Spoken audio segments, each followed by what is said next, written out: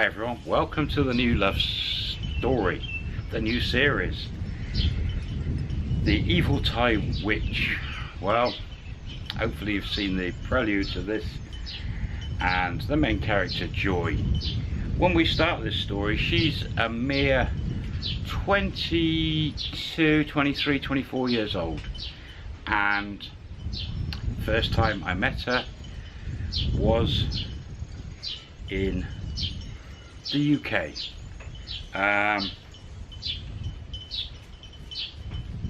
I've also mentioned that we are going to have to change names, countries and all the rest of it, so buckle your seatbelts, let's get on with it. Very nice Thai girl, Joy.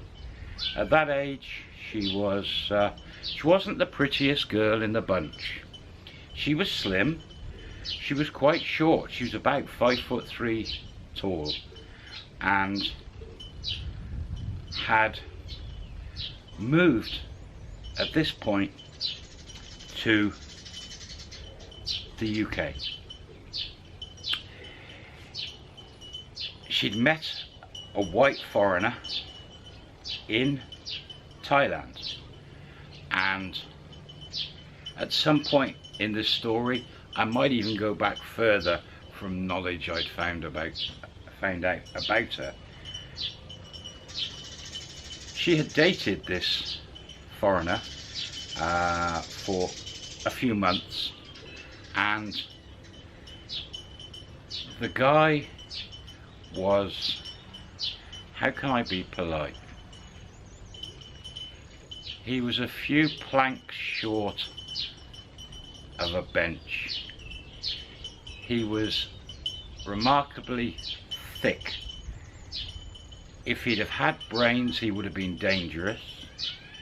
He was just plain and simply completely dumb guy that did not have an opinion about anything, that was brought up by his mother, and somehow he ended up in Thailand with some friends. The first girl he met was Joy, and he spent 24/7 with her for 3 months. His family had medium amount of money. When I say his family, he, from what I can make out, only had an older brother, and the mother and father had passed away recently before their meeting, and they'd inherited the estate, him and his brother, who I ought to say also was dumb as well. I don't like talking bad about someone, but the pair of them were just dumb.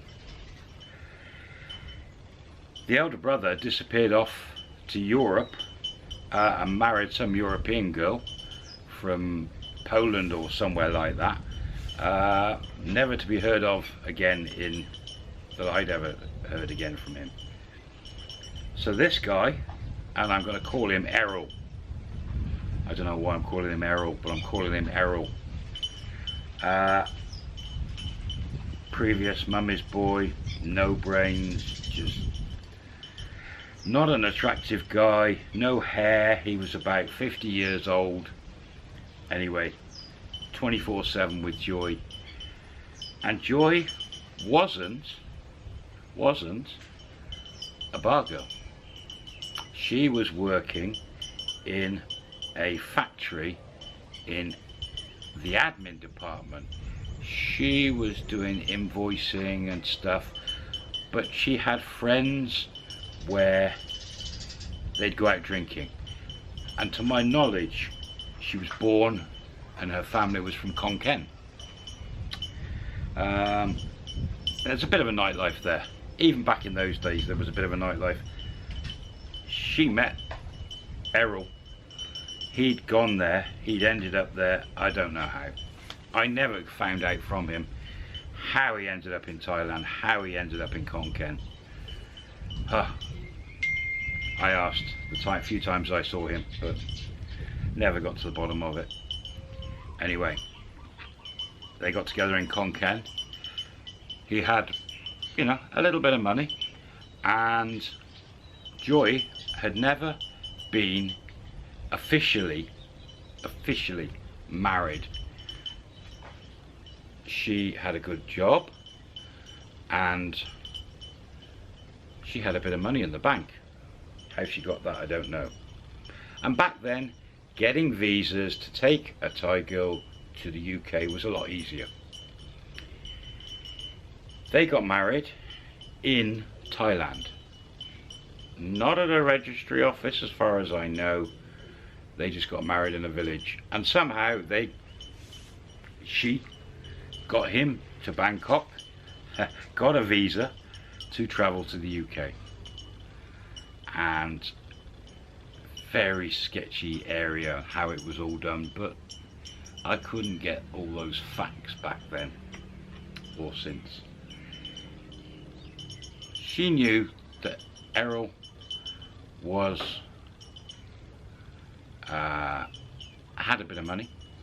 He'd obviously told her, and this was the start of her illustrious life and involvement with countries outside of Thailand. She was a really pleasant girl right back then. Didn't talk a lot, listened to everybody, and was very good at making new friends. She was very good at giving ideas and offering to help friends. They landed in the UK, and Errol had a house. It was quite nice, 3-bedroom, we call them semi-detached, just attached on one side to another house, but not one side. Quite a good garden. It was in the countryside, and he had a reasonable car. The way the visa worked, the tourist visa worked first for up to 6 months stay, and then you had to go back to Thailand in these days, this was back then, and apply for a settlement visa if you got married, for a 2-year visa to come to the UK, and then you could extend those visas and etc. She used the 6-month tourist visa to go to college, and he paid for her to go to college to learn English. Her English was quite good already, but she spent in 6 months constantly learning, and all she did was learn English, and it was incredible the speed she learnt it as well. She really became proficient in writing, reading and speaking English in 6 months. She already had some knowledge of the language. Everything was perfect. 6 months together in the UK, in the countryside. He had a job. It was a part-time job. He had at some factory, but he had enough money from his family that he didn't need to work full-time. So what he probably got, I'm guessing from the knowledge I acquired, that he had about $500,000 in money, and the house was worth about $250,000 American dollars, and a car. So he had quite a bit of money. 6 months went by. Joy was a joy. She learnt English remarkably well. She made a lot of friends at college, including some other Thai girls. She took Errol, or Errol took her to college, and ran her around, and she started realizing he didn't have any friends. His brother's gone. He just had a few friends at work but didn't socialize with them. He started to use her as a replacement for his mother. And she knew this. She soon realised what the roles were, and she quite happily took the role of the person wearing the trousers in that household. He enjoyed I don't know if you got this all around the world, but in the UK, guys, and I even did it when I was at school with a couple of friends, train spotting. They'd go to various train lines or stations, and every engine, locomotive would have a number on it, and they'd buy this book from a shop, had all the numbers, and they'd cross the numbers off when they saw these trains. And we call yeah, he was the only thing I think he ever was knowledgeable on was trains and carriages. I don't know what you call them in America, all the different names for locos and things, but anyway, that was his only hobby he had, and she was quite happy for him to get in his car and go off and look at trains. He wasn't looking at women, he was looking at trains. 6 months passed. They had to come back to Thailand, and they booked a 3-week, I believe, holiday in Bangkok. One hotel, staying in Bangkok, just to get the settlement visa. She had done all her homework. She had spoken to other Thai girls. She'd spoken to other people. She really was a good analyst and a learning machine. She's only, what, 22, 23 years old? 24?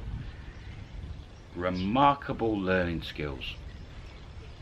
And this is the only time in this story you're ever going to hear me call her remarkable. She was like a little sponge absorbing information. They went back to Bangkok, and immediately they didn't have the marriage registration at the AMFA. They'd only done it in a village, and she soon found out that that would not work with the visa. It worked on the tourist visa, but it would not work on the settlement. Straight away she's down to the AMFA registry office, as I would call it, getting married, getting names put on the register, official marriage certificate issued. She got it. She translated every document herself. That's remarkable. Yeah. She gathered up information and created a folder for the settlement visa. She did an amazing job. I saw that folder, and it was meticulous. Impressed. They applied, and in those days you didn't have VFS, which is an agency which takes control of all visa applications here in Thailand for all the different countries, that pass it on then to the correct embassies. In those days you sat on the pavement at 4:30 in the morning for the UK embassy in whatever the road was called, I can't remember, put the comments below. Sat on the pavement like convicts in a queue, and then the doors of the gate would open and you'd go and get a ticket, and you then would get seen, and it would take hours and hours and interviews and all sorts. Once you'd had interviews and put all your process paperwork in, it took a few weeks. 2 weeks later they had the interview, they got accepted. She got a settlement visa to settle in the UK for 2 years, at which point then she could apply in the UK for a right of abode, I think it was called. It was a right to stay in the UK forever, and then further down the line, back then was another 4 years I think, or 2 years, could apply for citizenship and get a passport, etc. She got the settlement visa. So, done. They spent time in Bangkok. She was really into jewellery. Not as in just Thai gold, I mean earrings, bracelets, necklaces. She was really into jewellery, and she bought and persuaded Errol, give me your money to buy a load of jewellery, and it also included the first illegal activity that I saw her get involved with. It was a light blue box. It was silver jewellery. It was a famous name, and I can't remember the name of it. But it was replica silver. It wasn't original. Maybe I'll think about it for the next time. You can, light blue box, turquoise box. She bought a load of this somewhere in Bangkok, and I remember her telling me this, and him telling me, Errol, that he had to queue up in the post office. She posted it in lots of little boxes to herself in the UK. Not in post offices in the area she bought it. It would be further out Bangkok post offices. Yes, I was very intrigued about this, and it was something I learned, which was a good idea. This turquoise boxes, this jewellery, this supposed sterling silver jewellery. I can't remember the name. She posted a load of it back. And then they headed back to the UK for the most bumpy time I could ever think in Errol's life. I need a drink of water, I'm dehydrated, this heat is giving me a dry cough. Oh dear, I better go before I keel over from dehydration. Errol's about to face such a horrible, horrible time. Poor Errol. And this will stick in my brain for the rest of my life, what he goes through in the next 6 months. There's cliffhanger number 1. I'll see you on the next one. Stay tuned. Joy. Oh joy. Bye for now.